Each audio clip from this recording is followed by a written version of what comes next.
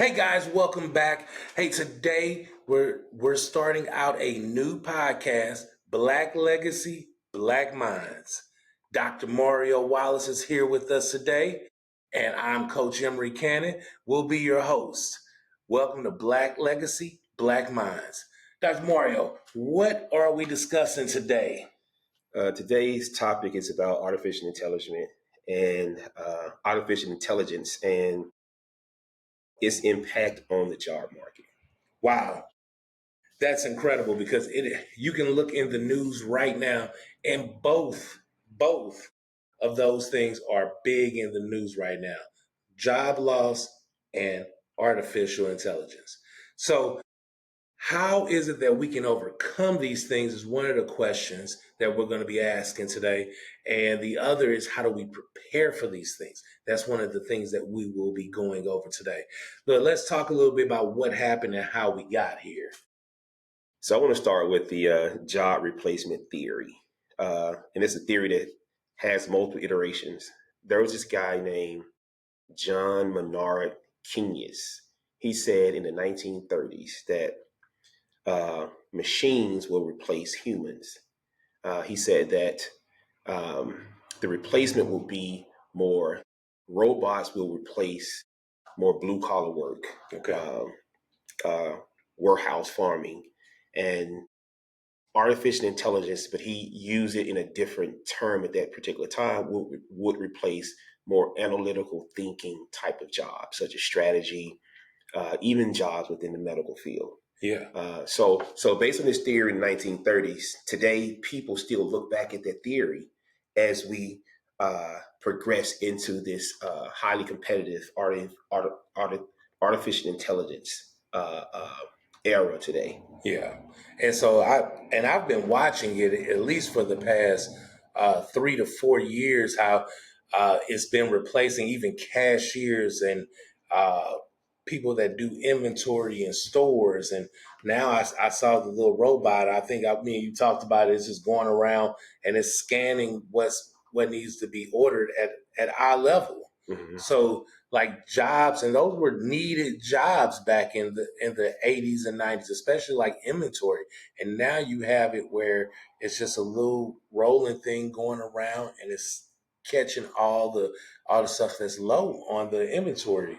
And so like this is the beginning stages of AI taking over the job market.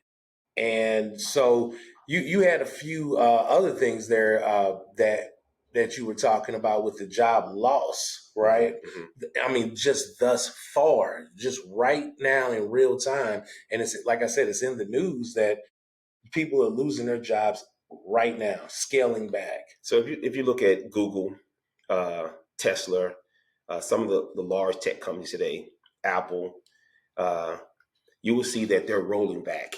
I think last week over 8,000 people were laid off at Google. Wow. 8,000. And the people were told the day of that they would be laid off.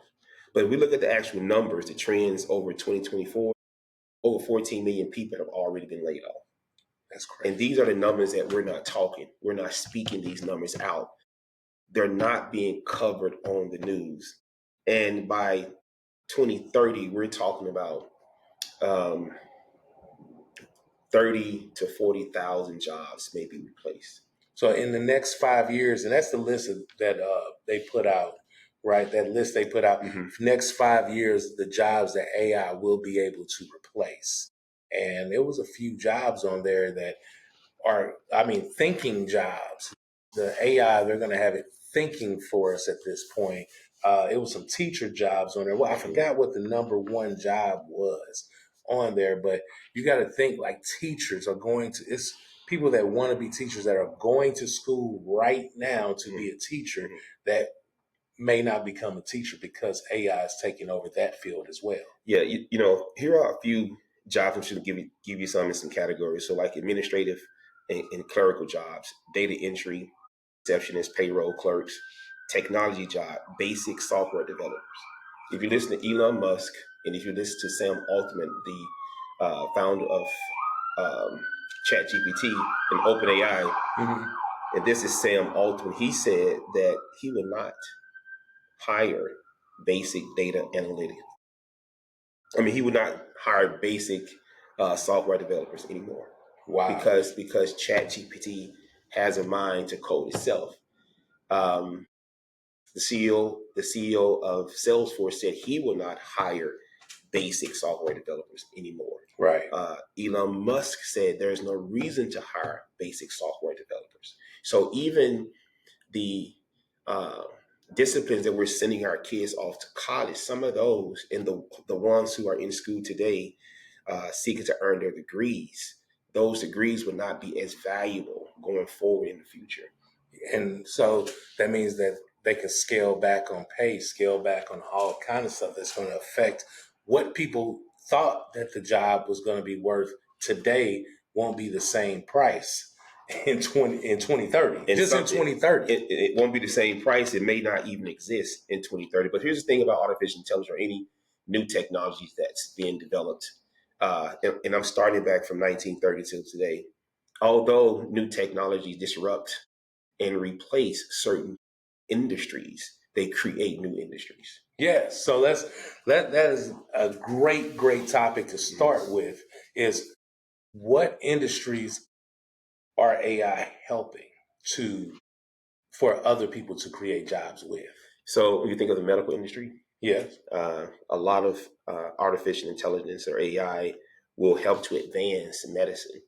Uh, um, as it relates to, right now we have this long wait for clinical trials in which medicine, that is, if a clinical trial takes place and uh, evidence that shows that it works within the first 2 or 3 years, it still cannot be prescribed to patients on a large scale for 10 years. Okay. Now artificial intelligence is finding a way, especially Grok 4.0 that Elon Musk, a technology that Elon Musk founded, in which he says that it's smarter than, if you take all the PhDs and put them in one room, Grok 4.0 will be smarter than all of them together. What? So how does that happen though? How is he able to achieve that? So that's the question. Here's the thing. So artificial intelligence from like OpenAI, these are what we call large language models, right? So these are systems, in the GPT part mean generative pre-trained transformers, right? So when it's what that means, generative, you enter into a lot of data into the system. So think about all the dissertations around the globe. Think about all the published research studies around the globe. What Elon Musk has done was taken all of those and enter it into Grok 4.0. How does he do it at such a speed and rate? Because like he's doing it real time. For instance, somebody makes a dissertation today. It's in there by the time he's finished with that last word. So there's different programs that there's a program called Python. There's other programs out there where you can code a program to identify new publications. As soon as it identifies a new publication, it uploads it into the system immediately. Immediately. So real time. By the time we're finished with this podcast right now, it can be uploaded. It's going to get uploaded to a landing, and then after that, it could be uploaded into that model. That's right. If Elon has his program set up to scan particular podcasts, right?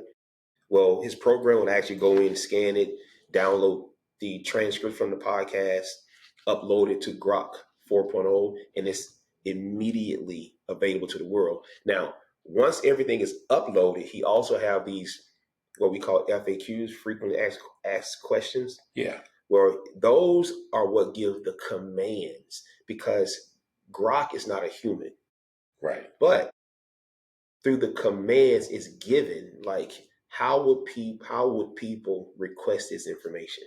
Right. And why would they request this information? Why? The why. So what happens is when you type it into a Chat Certainly. GPT or a search like Gemini Hmm. or Claude.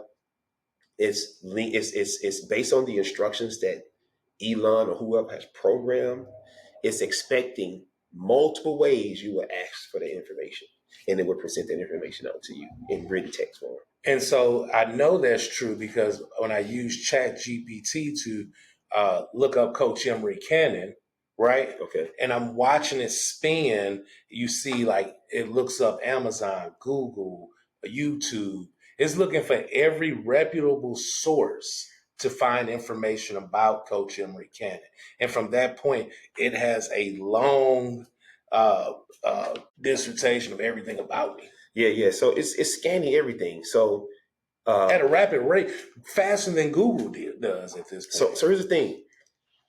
I don't know what would happen to Google, but today we're entering into what we call agentic AI, Mhm. right? And agentic AI is how to use agents, AI agents, and assign them tasks, right? So let me explain this for a second. So as you mentioned, Google. So Gemini is Google's version of agentic AI. Okay, Grok is Elon Musk's version of it. Um, so so what they're doing now, they're creating these AI browsers correct. that are 100 times more advanced and faster than anything we've seen before. Okay, And within those browsers, uh, we can actually program agents to do tasks for us, right? So I can set up Emery a crew to work for you. One of your crew members or agents do marketing for you. One does sales for you the way you do sales, correct. right? And one do your actual book and finances. Hmm. And this is through how I build it out into an agentic technology. And how you set it up, your marketing director or your sales director or your financial director will be sending you information in real time Hmm. based on how you program it to go out and retrieve data across the internet. And so we've never experienced browsers like this before. Yeah. So is that why Google came up with their AI version of it? So like now, when you look up stuff on Google, right, it'll have a AI version of it at the very top, and then it'll give the information it normally gives. Yes. Well, the thing about it, Google was basically catching up to the rest of the world. Yeah, now it's behind now. Right. Google was the big thing for years. Then first it was Yahoo, then it was Google. As Brent said, AOL, Yahoo. AOL, Yahoo, Yeah. Yahoo, and Google. Then here comes this company called OpenAI with Sam Altman and Elon Musk. But Elon Musk, something happened with the relationship, and they went separate ways. Yeah. Sam Altman kept moving forward, and then he landed on Chat GPT. Mhm. Chat GPT revolutionized how we receive our data, how we strategically use information faster in the workplace to get goals accomplished. And as ChatGPT gained momentum, Google had to shift and adapt, Yes. right? So Google created what we call Gemini. Gemini still exists and is just as powerful as any the technology from OpenAI, but people, it's almost like Nike and British Nike. Both of them were competitive shoes Hmm. companies, Yeah, I remember. but Nike was one of the first and came up with start marketing or using sponsors who were athletes, and Hmm. it pushed their shoe further than British Nike. So Yeah, when people think of tennis shoes today, they never consider British British Nike. Knights. Yeah. And that's the game that Google put itself into. Mm.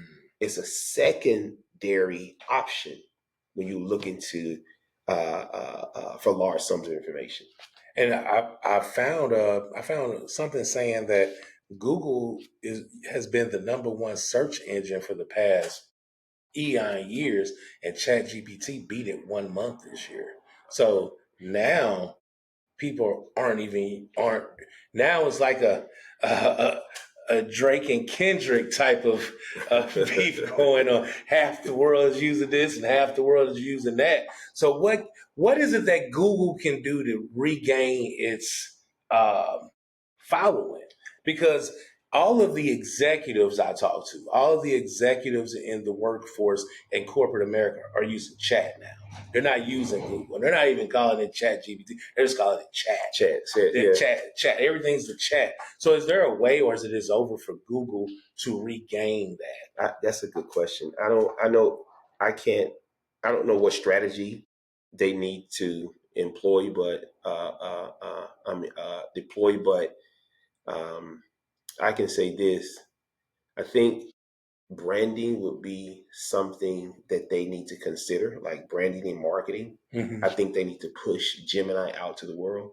Because it's on my phone. It's It comes already on my phone. I didn't even know until you mentioned it to me a couple of weeks ago. I said, I've heard that name before. And I started, there it was right there on my phone. But when I used it, so I went in to use Gemini, and it wasn't as reactive as Chat GPT.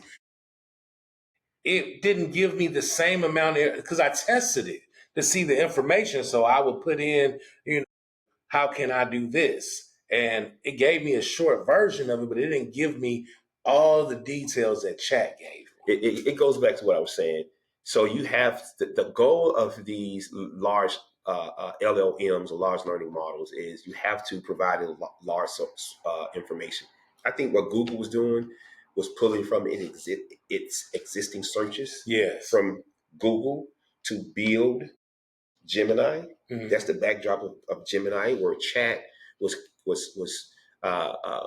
using our individual searches, new searches, to build itself to where it is today, to make it as powerful as it is today. And opposite of that, Elon, he is using uh, published research to build Grok 4.0. So it's basically science to research. I think Google and the leaders of Google need to take a different approach. They need people to be more aware that Gemini exists, Mhm. and it's not a secondary option. It's a first competitive option against the other large language model uh, uh, platforms that's out there today. And here's another thing that a lot of people don't even know. All the information you're putting into chat is getting to know you. Yes, And yes. so that's not happening with like Mm-hmm. I can't. That's true. That's That's true. not happening with Google. So you can refine your searches through chat, and it's personalizing it towards the things that you are already, the information you're already putting in there about yourself. So at the end of the day, you can ask chat about yourself, and it's gonna talk back to you and say, "You like this. You Mm-hmm. cook Mm-hmm. this. When you went on a vacation, you like this." And Google can't do that right now. Yeah, I think so. From what I've been studying, there's different technologies. Gemini and Chat GPT, there are a lot of different tools that's associated with those platforms that people are using to inform those platforms. Um, so technology basically really didn't have a memory, and so ChatGPT has different coding to where it saves data according to all the searches in your specific profile. Yes. I don't know It's exactly what you said in your profile. your profile. So chat is making you a profile and it's getting to know you as it's like a friend Mm-hmm, to you. mm-hmm, It's mm-hmm, exactly what you mm-hmm. said. And Google has never done that. I mean, you can erase your Google history and now you're brand new with You Google branded with again. Google, yes, that's right. Yeah, and sometimes I like to do that only because it gives me fresher information. It's not tailoring it towards what I like, but Google can't do it like chat is doing it, which is getting to know you as a person. Like it's almost humanizing itself to cater to you and your demand. Yeah. So there was a version of Chat GPT or GPT years ago before they had the coding memory. Hmm. Right now they have the coding of memory, and it's tailored to your actual searches, your individual profile. Uh, and it's called Transformers. So if we go back maybe 30 years ago, there was a guy named Jeffrey Hinton who is considered the father of artificial intelligence. Mm-hmm. He did not. It was a mistake that artificial intelligence came out of his research study. Right. He was studying the neurons and how to link the neurons in the human brain, right? How to decode information and code information as information is coming in and information is going out. And although he's published research, and he won the Nobel Peace Prize as it relates to technology. It's a different name than Nobel Peace Prize. Let me see what it's called. But I'll keep looking. But he said that artificial intelligence is very dangerous. Yeah. It's very dangerous, and we don't understand. And there are no true guardrails on artificial intelligence. Remember when streaming started, and a lot of the music, especially that I understand, the rap artists was concerned about streaming as it related to pay distribution, like the CD. People know that if they receive 50 cents or $1 off a CD, they know how much they would make. You don't know streaming, they didn't know. So Jay-Z, Rock Nation, and the team started to figure out how to put rules and guardrails around streaming so that people could get paid. Right now, there are no guardrails around artificial intelligence. Right. And that's what Jeffrey Hinton is saying. It's dangerous because people don't know what they don't know. And like 3 weeks ago, that's talk about with Sam Altman, ChatGPT, they were seeking to recode it, to update it, and the actual technology began to recode itself. Already. So it knows when it needs to update. It knows when it needs to refine itself. That's incredible. And that wasn't through someone sending and inputting a command. Did it itself. It was because it also is voice activated. So here's what you're saying. So if Sam Altman and someone is talking about recoding and updating the codes within ChatGPT, it's listening to what they're saying, and it began to recode itself. And so, like, people always ask, like, I was just talking about this. Now I see it on Facebook. It's because it heard what you said and it pushed it through a search engine, found it, and now it's following you everywhere you go. So it goes from Facebook to anything that's linked together. So it's not going to follow you to TikTok because that's not owned by the Meta group. But anything that's owned by the Meta group, if you said it or you Googled it, it's all pushing together now. But here's the thing. They're, like I said, these GPTs, including Gemini, large language models, there are other sub-programs that support them behind the scene that we don't see. So there's a program, text to speech, text to text, audio to text, and vice versa. So those programs are embedded, and those programs are designed to capture information. It's capturing information as we talk to ChatGPT. There's programs in it that says, okay, capture what he's saying, related to some data that's within his profile. And if it's not within his profile, go out to the internet, scan the internet. I don't care if it's a government website. Yeah. And if the information is there, bring it back and then present it to him. So that can work for you. So going back to the topic of what do we do to enhance our own abilities because of the reason that they're replacing jobs. So AI is replacing jobs. How do we protect ourselves, right? It's not just about going to be the best at what you do because AI is going to be the best at what you do too, based off the information that it's getting, right? It's about finding a job that's not replaceable immediately, just to secure your own legacy in what you do. But it's also about being able to outperform the AI. Now, how do we do that? So great question. So if I was talking, let me back up first. If I was talking to my son who was considering going to college today, I would say to my son, if you have the time, figure out how to go and get a vocational trade first. Yes.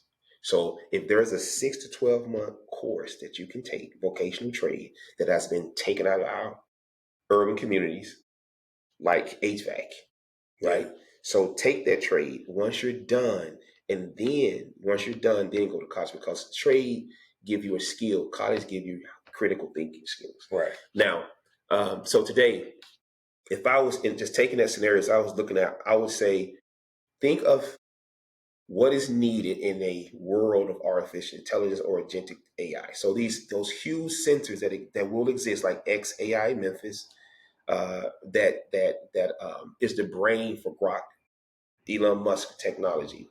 It needs large sums of water. Yeah, big body of water. Big body of water. It needs to keep those turbines cool. It needs uh, electrical wiring. It needs plumbing. So the jobs for the future, as it relates to uh, very secure, either small businesses or jobs, is HVAC, plumbing, electrical, machine, mechanics, and so forth. That is for those who really want to, because once we get the next 2 years, those jobs will be making twice as much. Exactly. Now, when we talk about white collar jobs, we need to augment our skills to be able to um, manage and use artificial intelligence in a way that advances the goals that we're doing on our jobs. Right. So we have to figure that piece out, right? So when you say that, right now we should be learning. I mean, it's classes out there, even at community colleges, that can give you more information and better information about AI, so that you can use it to become better at your job, but also use it as a landing strip for your job. Okay, so is that possible? No, that's possible. So right now, I have a schedule of learning because of this fast moving tidal wave. Yes. So what am I learning? I'm learning Python. I'm learning lang change. I'm learning Power BI, which is a data representation tool it's like Excel on steroids. Right? You can upload an Excel spreadsheet. Yeah. You can click on the data fields and start moving things. You can click different graphs, and you can have a whole dashboard within 5 minutes. So what's scary is the people that haven't even mastered Excel yet. Yeah, but here's the thing: you don't need those skills. You don't need it anymore. You don't need it takes away having to build formulas. It takes all it away from you. Oh, let's tell the people that again. Okay, you don't have to know Excel anymore, right? You don't have to. If you are using Power BI, you do not have to know Excel. If someone sent you, your boss, or someone, a client, emailed you an Excel spreadsheet, you can upload it into Power BI. You can go through some of the commands. Now, where do they get Power BI from? Is that a app? It's you go to powerbi.com, and it's also an app.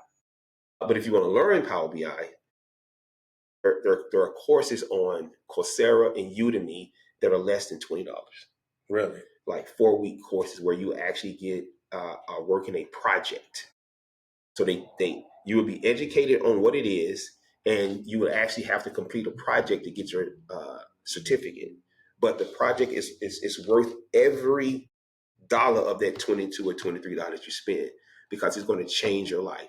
But how it works, you upload Excel to the technology, and there's like hundreds of different graphs. So like Excel may show a graph on one page, right? Just one. You can actually you can click in different columns in your Excel spreadsheet in Power BI. You can highlight certain columns and then drag it with your finger out to a certain type of graph. It will create that visual for you. So you can have maybe 5 or 6 visuals. You can interpret those visuals within 5 or 10 minutes and send it back to your client, or send it to you within 5 or 10 minutes. Within 5 or 10 minutes. Where Excel used to take me 45 45 minutes or over 2 hours sometimes, depending on how much information That's right. was in there. But what was great about Excel back in the day is because it calculated it for you once the formula's in there.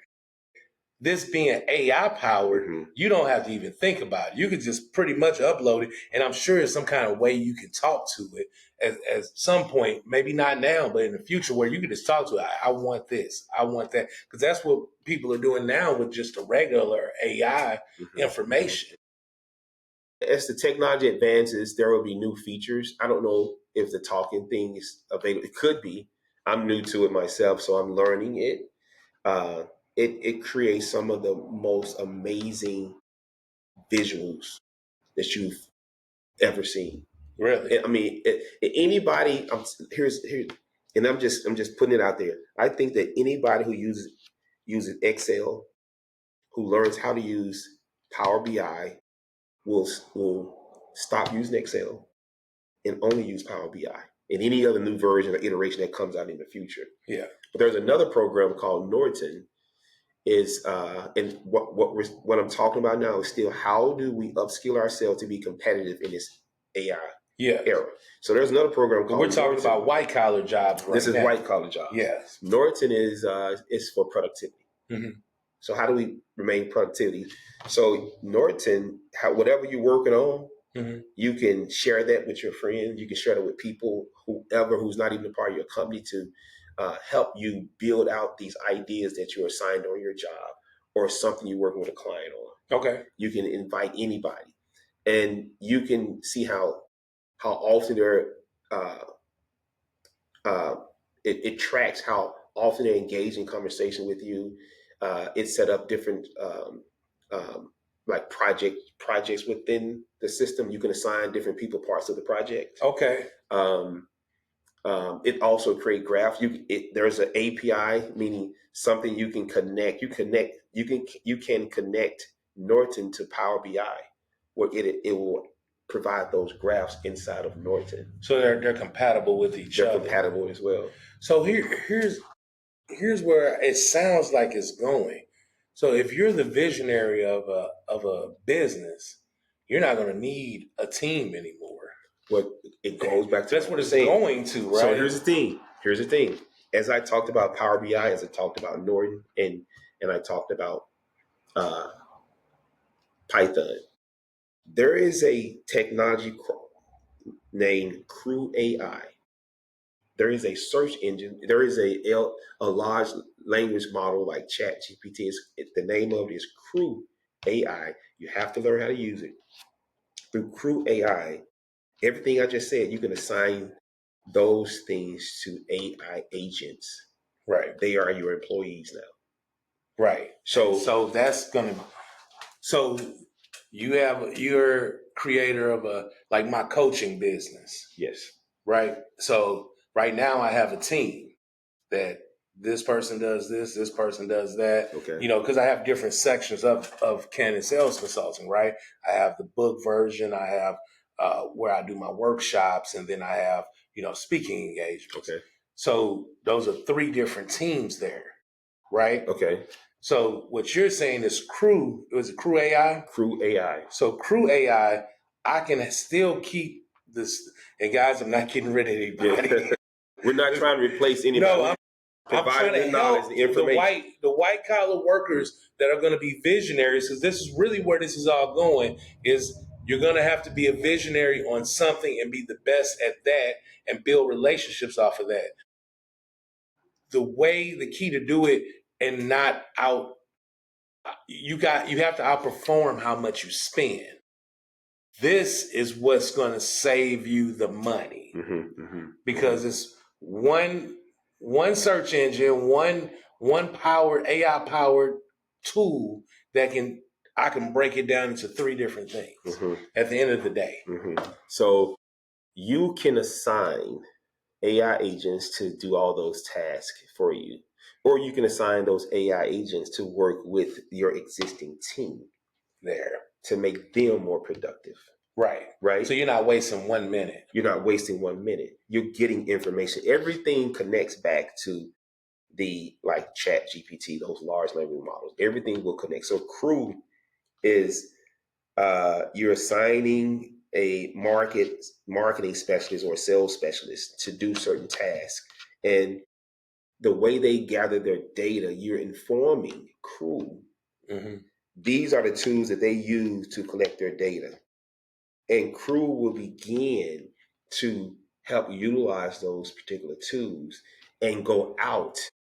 And because you're going to set parameters for crew for this technology, you say, I need you to gather information from, just hypothetically, if I run a stock company, right? I need you to gather certain stocks every day and tell me in through a prediction, where do you think this stock would go within the next 24 hours? So, crew, your agent is only looking for that every day. Oh yeah, for only thing. Something that's so routine that a human would get bored of doing. Right. So this agent is programmed to look for this every day and is sending the information back to you so you can make a decision through text message, through email, and even and talk to you directly.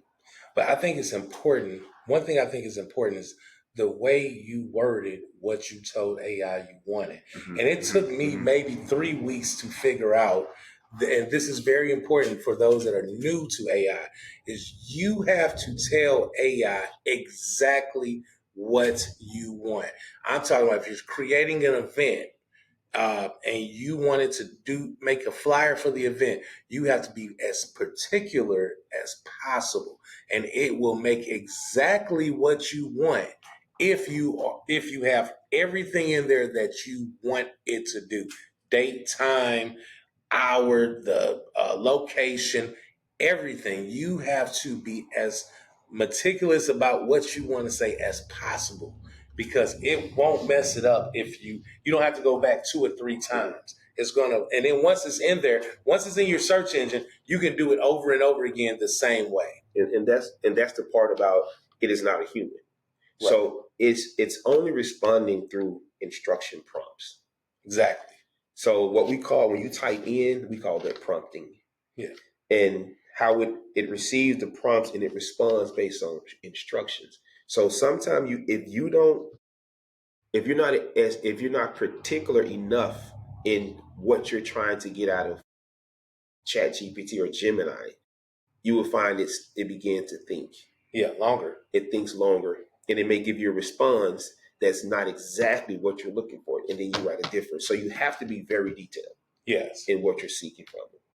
And so, real quick, we have to do our sponsors here. All Things Strategic has sponsored this podcast for you. And tell us a little bit about All Things Strategic, Mario. So All Things Strategic, I've been in business since 2017. I work with corporate clients on strategy, change management, and now helping leaders to transition into the world of artificial intelligence. I have online education, so you can go to allthingsstrategic.org and learn more about the company. Right. And so back to our normal, back to our regularly scheduled program, we had to get that out there real quick. Most importantly is, so now leaders in corporate America, executive leaders can use this AI tool to do what? And be productive. Everything is about productivity. Yes. Everything is about, how do I put this? Marketing, productivity, and profit margin. Mm-hmm. So if you think about profit margin, labor is a part of profit, right? Yeah. So when you have labor from your operation, it actually takes away from revenue and it gives you a profit margin. Leaders want to extend their profit margin. Yeah. So when you think of executives, right? They're seeking ways, and this is why you hear that Google laid off 8,000 people and Tesla laid off 3,000 to 4,000 people, because they're seeking ways to increase their profit margin. Leaders will start to study how to augment the skills of the people, the highly productive people in the organizations, to help them be more competitive in the market. This is a competitive race. Yes. So leaders have to, when you think about your talent in your organization,